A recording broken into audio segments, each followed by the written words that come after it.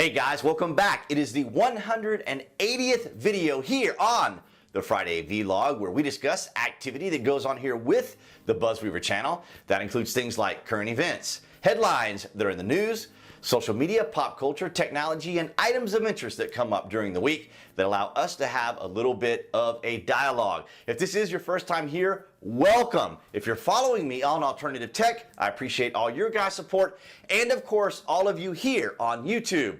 I want to thank all of you guys for your continued support. We start things off from the New York Post. Charges against hundreds of New York City rioters, looters, have been dropped.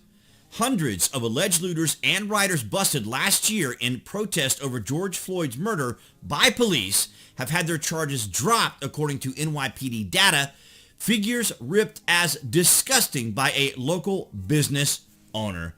Not particularly surprising. We see the same thing in Portland as DAs and or departments just release these particular individuals.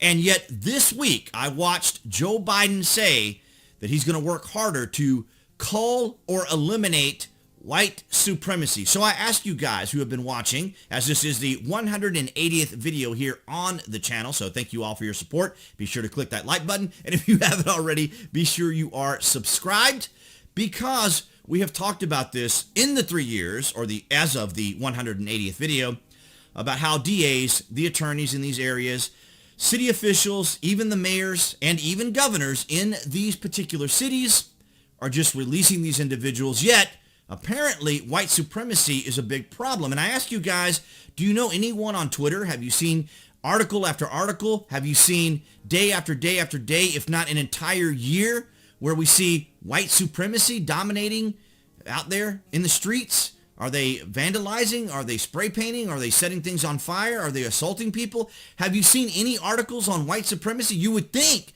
that if I'm here talking about this for 3 years on the 180th video, I would have equal amount of examples of white supremacy to talk about. I mean, I could talk about the little group that the KKK that organized in Noonan, Georgia, where there was, I think, all of 12 people, I think, were there. I mean, they were outnumbered by all the Antifa of Atlanta. So, again, we're sitting here looking at a situation where rioters and looters and just people that are general nuisances are out there creating problems, and they're being cut loose. So where's the incentive to stop all of this if they're just going to be cut loose? So, speaking of cutting loose, here in Newsweek, Florida mayor criticized for calling LGBT parade accident terrorist attack before facts known. Now, we know it's not particularly surprising that the media will always look for a particular narrative, because we talked about that last week when we were going over Ivory Hecker, who was exposing the media for their narrative-driven content. And as you see here, they probably wanted yet another example of maybe a white person, perhaps, even a Trump supporter, perhaps, someone with even with an American flag that would have approached the parade there in Florida and attacked the merry-goers. I'm not sure why I worded it that way, but there you have it.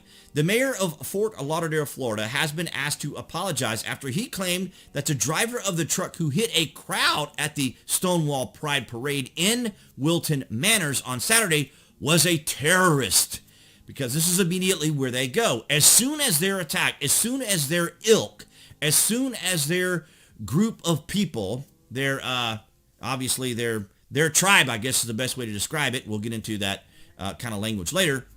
But nonetheless, I am simply pointing out the narrative-driven media who is eager to jump on the story versus discussing any sort of thing about the LGBTQ. If they want to have a parade, they want to do their thing. They get their permits. I have no particular issues with them being out there lawfully engaged in an activity that they can do lawfully. So one piece of the Fort Lauderdale story that is being underreported is Mayor Dean alluding to Debbie Wasserman Schultz being an intended target of a terrorist with seemingly no evidence. Well, the left doesn't need any evidence. All they need is their feelings. And if their feelings are that this was going to happen, then obviously it was a terrorist attack by a potential white supremacist, gay hater, LGBT hater, however you want to label it, because again, this little segment here is not about me disparaging the LGBT community. It is the media jumping on their narratives because they always want one. So I thought that was kind of an interesting take, but I saw the video, and apparently, as I understand it, the driver of the truck was also a participant in the parade, a gay person, and it was an accident. His foot got stuck on the accelerator, or something happened in the vehicle that was apparently beyond his control. Something happened, and it was an accident. So that's as far as I'm going to go with it, because if they want to have a parade, the LGBT you can go and have your parade. It's unfortunate that it happened. I don't think Schultz was a target. I'm sure they would rather her be a target. If you guys don't know who Debbie Wasserman Schultz is, she is a Democrat representative. But what is interesting, so a little pop culture news for you guys, a little inside baseball for creators. We saw this week, and it's still going on and still trending on Twitter. The conservative pundit Steven Crowder flees a surprise debate with left-leaning YouTuber Sam Seder. So you see, they can't even get the actual event correct. What happened was Steven Crowder had a conversation with Ethan Klein from H383 Productions to have a debate, or if you want to go so far as to say a discussion. So they arranged it, they had it, Ethan comes on camera, and Steven's talking to him, and Steven is already suspecting that something is going to happen.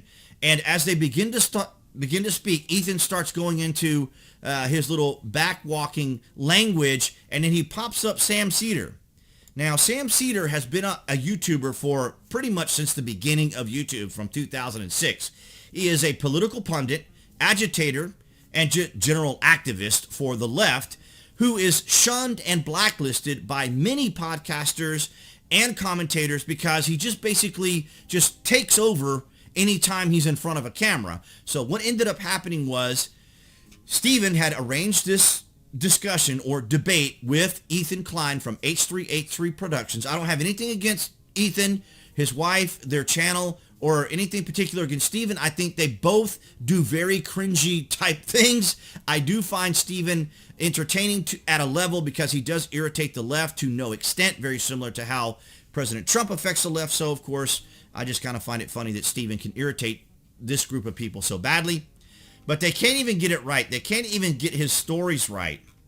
So on Twitter, of course, being the cynical, sarcastic person that I am and defender of conservatism, not necessarily defending Steven Crowder, I posted in about half a dozen of these discussions.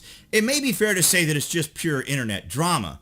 But as you can see here in my notifications, about 90% of these notifications are going to be all of the Ethan tribal defenders who, what they do is when you respond, some of them will respond to you, and then what they do is they put you on blast. So what they do is they go tell all of their friends, and they say, hey, this BuzWeaver guy, he's talking about Ethan, he's giving Ethan a hard time, he's defending Steven Crowder, this, that, and the other. So what they do is they pile on. And I can clear this right off. I could clear this right now, and in about 10 minutes, it'll be back to 20 again. I can clear it, it'll be back to 20 again. And this has gone on now this will be the second day. And this continues and continues and continues because these are children in grown human bodies who can't deal with the fact that someone thinks differently than they do, that someone doesn't agree with their tribal ideology, philosophy, and worldview. So I'm just going to click on it real quick so you guys can see. And what they do is you see all these people here like one of the posts that was made. And they're not really, some of them aren't really going after me, but they're going after people that are suggesting everything but what actually happened. Instead of saying Ethan was wrong for doing what he did to Crowder, even though there was no like contractual agreement, it was kind of a gentleman's agreement that was violated by Ethan. And so they just want to keep talking about how terrible a person Crowder is, how he harasses people. See, here we go already. Already getting more of the pylon-like ticks from all these particular individuals. And what I can do is I can go in here and I can mute everyone, and then about another 10 minutes, it'll be right back to 20. And this can go on for several days, probably. It'll probably go on for several days. Now, I don't have any problems with people that actually respond because I'll respond back to them. But the issue is, of course, as you can see here, they pile on. They go and they tell other people about what I'm saying or about what someone else is saying. And as you can see, we're already back to 1. And in a few more minutes, if I were to talk for another 10 minutes, it would be back to 20. Then I have to come here and then redo it again. And I could either click on notifications like I did just now and just leave it alone and let it go to another 20 and click it again. And here's Ethan. Oh, I thought that was Ethan for a second. It kind of looked like him for just a quick second. But nonetheless, guys, I just wanted to share that story with you. And if you aren't following me on Twitter, go ahead and do that, because I always appreciate you guys follow me here on Twitter. I'm at 521. And as you can see, I do post throughout the day on other topics and other stories, as well as the video shorts that have been very popular on YouTube. I'm trying to find one of them anyway. At least I have one of them here, don't I? There's the Hawks, of course, here in Atlanta.